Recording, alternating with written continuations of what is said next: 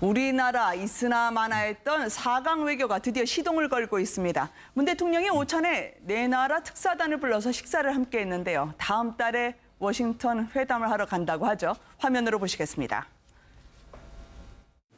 시작하면 됩니까? 제가 말씀을 오늘 요 행사를 진행을 맡게 됐습니다. 다들 중요한 역할들 맡으셔서 좀 먼 길들 떠나시는데 그냥 제가 밥 한 끼 대접하는 그런 자리라고 좀 편하게들 생각을 해주시고요. 상황은 엄중하지만 또 자신감 가지고 그렇게 뭐 해나가시기를 부탁드리고요.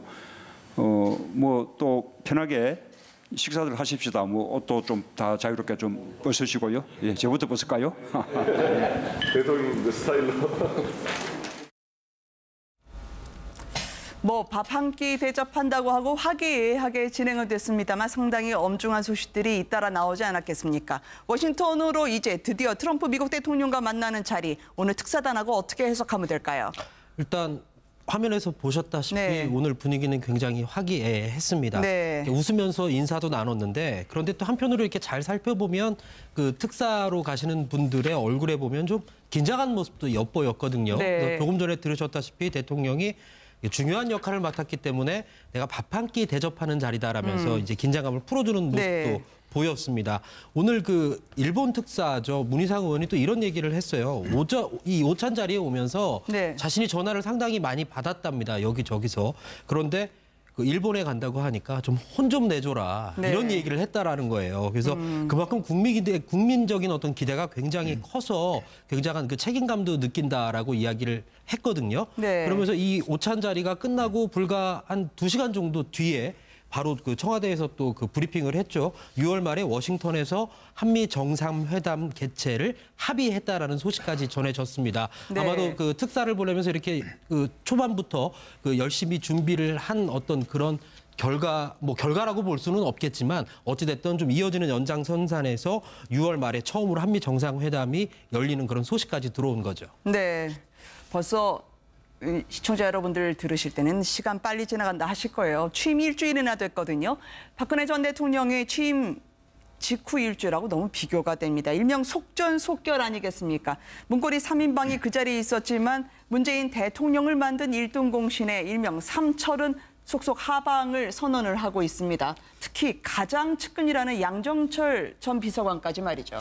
사실 양정철 전 비서관은 그 문재인 대통령을 있게 한 저는 1등 공신이라 봅니다. 네. 왜냐하면 이제 문재인 대통령이 2012년 선거 낙선 이후에 그때부터 사실은 문재인 대통령 옆에서 그 운명이라는 책을 썼고 또 그리고 이제 문 전 대통령이 어떤 집권할 수 있도록 여러 가지로 하여튼 많이 도왔는데 결국 본인은 결국 이 비선 실세의 어떤 어떤 면에서 보면 이제 핵심으로 패권주의 네. 핵심으로 이제 지목이 돼서 상당히 이제 고인적도 치렀죠. 근데 아마 이제 그 양정철 전 비서관 같은 경우는 이제 선거 기간 중에 뭐 지인들한테 이제 나는 선거 끝나면 한 1년 동안 외국에 나갈 것이다라는 이야기를 많이 했다고 그래요. 네. 그만큼 이제 본인도 좀 마음의 정리를 한 것 같습니다. 특히 이번 선거가 이제 비선 실세로 인해서 생긴 선거지 않습니까? 그렇죠. 그렇다 보니까 또 본인이 직접 청와대에 들어갈 경우에 권력이 본인한테 집중될 수가 있고 그다음은 결국 이제 문재인 대통령한테 이제 누가 될 수 있는 그런 상황이거든요. 그래서 어젯밤에 대통령을 찾아뵙고 그런 뜻을 마지막으로 전하고 대통령도 상당히 눈물을 흘리셨다고 합니다. 아무래도 이제 본인이 지금까지 있게 한 모든 것들을 헌신해서 했던 이제 측근이었는데 아마 이제 뉴질랜드로 떠난다고 하니까 나름대로 그 뜻을 존중해서 일단 좀 비워야 채우는 것이 아닌가 네. 이런 말을 남기고 펴펴이 떠나갔습니다. 김해 가는 열차나 비행기에서 혹은 네팔 현지에서 이 네팔은 특히 대선 도전, 이 출정 선언 직전에 있던 봉사하러 가는 그 현지에서 보였던 그 사람 아니겠습니까? 양정철 전 비서가 워낙 양비라는 이름으로 가장 애착을 뒀던 측근이라고 하던데요. 예, 뭐 누가 뭐래도 양정철 그 전 비서관 같은 경우 네. 문 대통령이 오늘날 대통령이 되는 과정에서 가장 많은 시간과 네. 능력과 노력을 투여했다. 이렇게 봐도 뭐 누구도 아마 네. 이견이 없을 정도입니다. 또 그것에 반대, 그림자적 측면으로 끊임없이 예를 들면 뭐 삼철 중에서도 또 가장 문 대통령 가까이에 있었기 때문에 네. 상당한 비판의 대상이 되기도 하면서 본인이 아마 적지 않은 그 인고와 인내 시간 그런 부분을 함께 보낸 그 소회가 네. 담담하게 본인의 오늘 새벽이죠. 네. 지인들한테 또 혹은 뭐 가까운 기자들한테 문자 보낸 메시지도 나와 있지 않습니까? 네. 근데 그 중에 가장 좀 저는 인상적으로 보여지는 부분이 정권 교체를 갈구했지 권력을 탐하지는 않았다. 네. 상당히 이건 메시지가 강하고 일리가 있다. 근데 전임 정권을 창출했을 때 기여했던 사람들에 대해 그 사람들의 태도와 비추어 보면은 상당히 의미 있는 부분이다. 그리고 이렇게 함으로써 본인이 말한 것처럼 이제 더 이상 네. 패권이나 뭐 비선, 삼철 이런 부분들이 더 이상 언급되지 않기를 바란다는 본인의 말처럼 또 이런 부분에 대해서는 충분히 그 뜻을 좀 받아서 실제로 문 대통령이 지금 인사를 해나가는 부분에 있어서 네. 걸림돌이 되지 않겠다라고 하는 본인의 의사가 실천적으로 드러나고 있기 때문에 네. 이 점은 우리가 일단 평가를 해줘야 되지 않나 이렇게 생각을 해봅니다. 잊혀질 권리를 달라 잇따라 퇴장하는 문 대통령의 측근들을 보고 계십니다. 운명이란 책 아까 말씀하셨지만 말이죠. 정치를 하지 않겠다는 문재인 대통령을 굳이 운명이란 책을 내게 하면서 정치 무대로 끌어들인 장본인이 아니겠습니까? 문 대통령이 만찬에 함께하면서 떠나야 되는 양정철 전 비서관을 눈물로 보내야 했다는 이야기도 전해지던데요. 그러니까 뭐 문재인 대통령 입장에서는 굉장히 마음의 빚이 많았겠죠. 그래서 어떤 방식으로든 옆에 두고 싶어 했을 겁니다. 그게 네. 가장 권력자로서 기본적인 속성이기도 하고요. 그동안에 또 굉장히 옆에서 헌신적으로 도왔던 참모를 어떤 방식으로든 옆에서 두고 싶어하는 욕심들은 가지고 있었을 겁니다. 근데 그랬던 사람이 결국 그 곁을 떠나겠다고 얘기했을 때 그 심정은 뭐 말도 못하겠죠. 근데 저는 양정철 전 비서관의 그 어떤 결단이라고 해야 될까요? 이런 어떤 선택이라고 하는 것은 뭐 이전 정부 때와 네. 굉장히 많이 비교가 된다고 보고요. 네. 결국 누구나 다 권력 주변에 있는 사람들은 권력을 잡기 위해 노력할 거고 또 실제로 권력이 눈앞에 왔을 때 권력을 또 쥐고 그걸 통해서 세상을 변화하는 욕구이든 아니면 자신을 위한 어떤 욕구이든 간에 그걸 행사하고 싶어 하는 것이 가장 기본적인 속성이거든요. 근데 그걸 대통령을 위해서 자신은 모든 것들을 버리고 떠나겠다 이렇게 얘기하기는 참 쉽지 않을 겁니다. 인간적인 네. 고뇌도 굉장히 많았을 것 같고요. 문재인 대통령 입장에서도 그런 고뇌를 이해하고 있기 때문에 굉장히 미안한 마음이 들어서 좀 섭섭하고 아쉬운 마음도 있기 때문에 눈시울을 붉혔던 것 같습니다. 네. 잇따라 문 대통령 참모진과 이후에 같이 식사를 한 것으로 전해지고 있던데요. 양정철 전 비서관이 말이죠. 부인에게 바로 비행기표 끊으라라고 이야기를 했다면서요. 네, 그렇습니다. 아마 그 마음속으로 준비를 했으니까 저런 이야기가 나왔을 겁니다. 네. 그런데 이 대선 그 취재 과정에서 기자들이 느끼기로는 물론 그런 얘기 가까운 지인들한테 그런 얘기를 했지만 설마 저렇게 떠나가겠나 그렇게 한편으로는 생각한 경우도 있었거든요. 아마 네. 분명히 주요 보직에 아마 그 당시에 문재인 후보가 대통령이 되고 나면 아마 옆에 둘 것이다라는 의견도 참 많았어요. 그래서 실제로 삼철 중에 네. 이 문재인 캠프에 있었던 사람은 지금 이 양정철 전 비서관뿐이었기 때문에 자연스럽게 이 기자들도 그 관심을 가질 수밖에 없었고 여러 가지 다양한 취재나 혹은 어떤 그 정보 수집 차원에서 많이 연락을 할 수밖에 없었어요. 그래서 주기적으로 이제 기자들과 어떤 식사 자리도 많이 마련해서 언론 관계도 상당히 좋았거든요. 네. 근데 이제 아무래도 이제 그런 그 비선 이런 눈초리를 받았던 것은 사실입니다. 네. 근데 굉장히 의미는 있어 보여요. 앞으로 이제 문재인 대통령이 인사를 할 때 그 측근 인사들이 스스로 이제 떠나면서 통합형 인사 그리고 화합하는 인사를 좀 해달라 이렇게 네. 부탁까지 사실 하고 떠난 거 아니겠습니까? 만약에 이제 제가 대통령이라 해도 마찬가지지만 모든 사람들이 권력을 잡게 되면 자신을 중심으로 해서 권력의 어떤 지형을 만들길 원할 겁니다.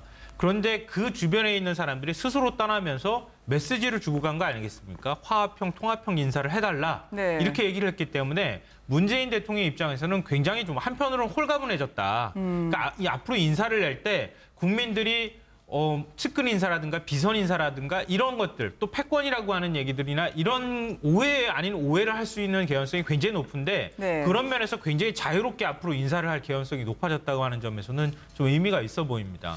사실 이제 그 양정철 전 비서관은 굉장히 열정적인 분이죠. 그리고 네. 뭐 전략적인 마인드도 갖고 있고 뭐 개인적으로는 저는 뭐 친구긴 합니다만은 아마 이제 이번에 이제 떠나게 되면서 특히 최재성 의원도 이제 본인도 비켜줬어요. 그렇죠. 그리고 또 이호철 전 비서관도 비켜줬고 또 정청래 전 의원도 이제 비켜줬고 이러다 보니까 이제 아무래도 그 청와대 팀 자체가 이제 어떤 측근 뭐 이런 것들이 이제 아니가 이제 상당히 이제 범개파적인 이런 인물들로 이제 채워졌고 네. 오늘 또 이제 사실은 당의 그 원내대표 선거에서 어떤 면에서 보면 이제 비문이었죠. 뭐 김근태 전 의원 계보였는데 우원식 의원이 이제 오늘 임명이 이제 선출이 됐지 않습니까? 네. 홍영표 의원 같은 경우는 이제 친문의 핵심이었는데 사실은 물리치고 이 되다 보니까 아무래도 이제 당과 청에서 어떤 그동안 이제 측근들 자체가 다 이제 물러나다 보니까 네. 이제는 그 선거 때 많이 기여했던 분들이 누구 자기 이제 목소리를 낼 수가 없는 그런 상황이 돼 버렸어요.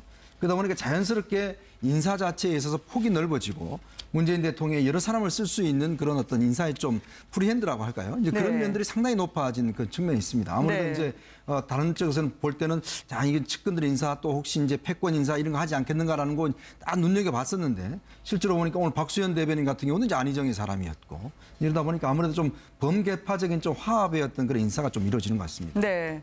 문 대통령을 청와대 본관 안으로 넣었던 공신들이 이제 문 밖으로 나가고 있는 셈이 됐네요. 18대 대선 떨어지자마자 19대 대선 플랜을 구상했던 사람이었습니다. 양정철 전 비서관 말이죠. 그때 당시 화면을 한번 보시고 이야기 이어가도록 하겠습니다. 그래서 꼭 문재인 이사장님이 되면 좋겠지만 우리 야권의 어떤 분이 되더라도 훨씬 더 잘할 수 있다는 신념과 자신감을 우리 국민들에게 보여줬다는 것인 것 같고요. 계곡이 깊으면 산이 높다고 하지 않았습니까? 바닥을 칠 대로 다 쳤으니까 뭐 민주주의, 평화, 복지, 언론 뭐 그런 측면에서 우리에게 남은 거는 희망밖에 없다는 생각을 하고요. 문재인 이사장이 그 희망의 한 중심에 설 수 있다는 그런 자신감을 저는 뭐 함께 공유하는 것으로. 예. 열정의 소유자 그리고 문고리 3인방과 참 묘한 대조를 이루게 하는 그런 삼철의 이야기를 계속 이어가고 있습니다. 네, 평론가님. 네, 양정철 전 비서관은 기획이나 전략을 굉장히 잘 짜는 것으로 알려져 네. 있습니다. 뭐 저도 개인적으로 그런 부분에 대해서는 뭐 인연이 있는 편이기도 한데요. 근데 그 청와대 그 노무현 정부 시절에 청와대에 들어가 있었던 참모진들이 이번에 선거 때 굉장히 많이 도와줬습니다. 사실은. 네. 그래서 그 참모들이 결국 청와대에 다시 들어가는 거 아니냐 이런 얘기들이 언론계에 파다하게 사실 퍼져 있었던 게 사실이거든요. 근데 그때 청와대에 들어갔던 행정관급 정도의 어떤 그 참모들이 이번에 다시 들어간다 하더라도 행정관급 이상을 우리는 맞지 않겠다. 네. 그러니까 그 중요 자리들 수석이라든가 비서관급 자리들은 많은 사람들한테 통합형으로 나눠줬으면 좋겠다 이렇게 얘기를 했다고 또 합니다. 네. 그런 면에서도 굉장히 좀 좋은 모습이라고 생각이 되고요. 아마 기억을 되돌이켜서 한 4년, 5년 전으로 돌이켜보시면 아시겠지만 박근혜 정부의 경우에는 출범 시작하자마자 인사 참사로 지지율이 박근혜 전 대통령이 지지율이 한 40%대까지 최악으로 떨어진 적이 있었습니다. 네. 근데 이번 같은 경우에는 그런 모습들이 별로 나타나지 않고 있다. 그러니까 굉장히 급하게 정권을 잡았고 또 준비할 시간도 없이 인수위 없이 그냥 꾸려진 정부임에도 불구하고 네. 인사 문제를 가지고 아주 특별하게 아직까지는 국민들한테 실망을 주거나 뭐 지지율이 떨어지거나 이런 현상으로 이어지고 있지 않다고 하는 점은 좀 긍정적인 측면인 것 같습니다. 네. 뭐 밥 한 끼 대접한다고 하고 화기애애하게 진행은 됐습니다만 상당히 엄중한 소식들이 잇따라 나오지 않았겠습니까? 워싱턴으로 이제 드디어 트럼프 미국 대통령과 만나는 자리, 오늘 특사단하고 어떻게 해석하면 될까요? 일단 화면에서 보셨다시피 네. 오늘 분위기는 굉장히 화기애애했습니다. 네. 웃으면서 인사도 나눴는데 그런데 또 한편으로 이렇게 잘 살펴보면 그 특사로 가시는 분들의 얼굴에 보면 좀 긴장한 모습도 엿보였거든요. 네. 그래서 조금 전에 들으셨다시피 대통령이 중요한 역할을 맡았기 때문에 내가 밥 한 끼 대접하는 자리다라면서 이제 긴장감을 풀어주는 모습도 네. 보였습니다. 오늘 그 일본 특사죠 문희상 의원이 또 이런 얘기를 했어요. 이 오찬 자리에 오면서 네. 자신이 전화를 상당히 많이 받았답니다. 여기저기서. 그런데 그 일본에 간다고 하니까 좀 혼 좀 내줘라. 네. 이런 우리나라 있으나 마나했던 4강 외교가 드디어 시동을 걸고 있습니다. 문 대통령이 오찬에 네 나라 특사단을 불러서 식사를 함께 했는데요. 다음 달에 워싱턴 회담을 하러 간다고 하죠. 화면으로 보시겠습니다. 시작하면 됩니까? 제가 말씀을 오늘 요 행사를 진행을 맡게 되었습니다. 다들 중요한 역할들 맡으셔서 좀 먼 길들 떠나시는데 그냥 제가 밥 한 끼 대접하는 그런 자리라고 좀 편하게들 생각을 해주시고요. 상황은 엄중하지만 또 자신감 가지고 그렇게 뭐 해나가시기를 부탁드리고요. 뭐 또 편하게 식사들 하십시다. 뭐 옷도 좀 다 자유롭게 좀 벗으시고요. 예, 저부터 벗을까요? 대통령 그 스타일로. 문재인 대통령을 만든 1등 공신의 일명 삼철은 속속 하방을 선언을 하고 있습니다. 특히 가장 측근이라는 양정철 전 비서관까지 말이죠. 사실 양정철 전 비서관은 그 문재인 대통령을 있게 한 뭐 저는 1등 공신이라 봅니다. 네. 왜냐하면 이제 문재인 대통령이 2012년 선거 낙선 이후에 그때부터 사실은 문재인 대통령 옆에서 그 운명이라는 책을 썼고 또 그리고 이제 문재인 대통령이 어떤 집권할 수 있도록 여러 가지로 하여튼 많이 도왔는데 결국 본인은 결국 이 비선 실세의 어떤 면에서 보면 이제 핵심으로 패권주의의 핵심으로 이제 지목이 돼서 상당히 이제 권력도 치렀죠.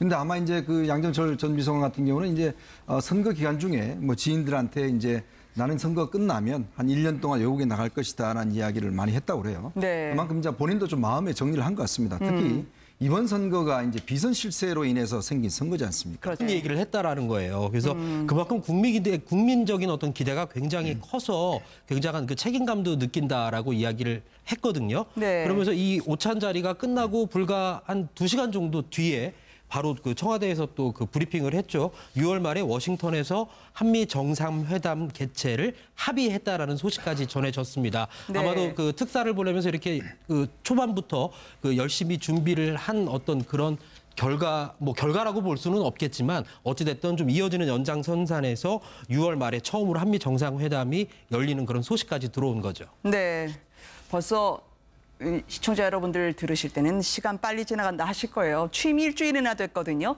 박근혜 전 대통령의 취임 직후 일주일하고 너무 비교가 됩니다. 일명 속전속결 아니겠습니까? 문고리 3인방이 그 자리에 있었지만 그렇다 보니까 또 본인이 직접 청와대에 들어갈 경우에 권력이 본인한테 집중될 수가 있고 그다음은 결국 이제 문재인 대통령한테 이제 누가 될 수 있는 그런 상황이거든요. 그래서 어젯밤에 대통령을 찾아뵙고 그런 뜻을 마지막으로 전하고 대통령도 상당히 눈물을 흘리셨다고 합니다. 아무래도 이제 본인이 지금까지 있게 한 모든 것들을 헌신해서 했던 이제 측근이었는데 아마 이제 뉴질랜드로 떠난다고 하니까 나름대로 그 뜻을 존중해서 일단 좀 비워야 채우는 것이 아닌가 네. 이런 말을 남기고 펴펴이 떠나갔습니다.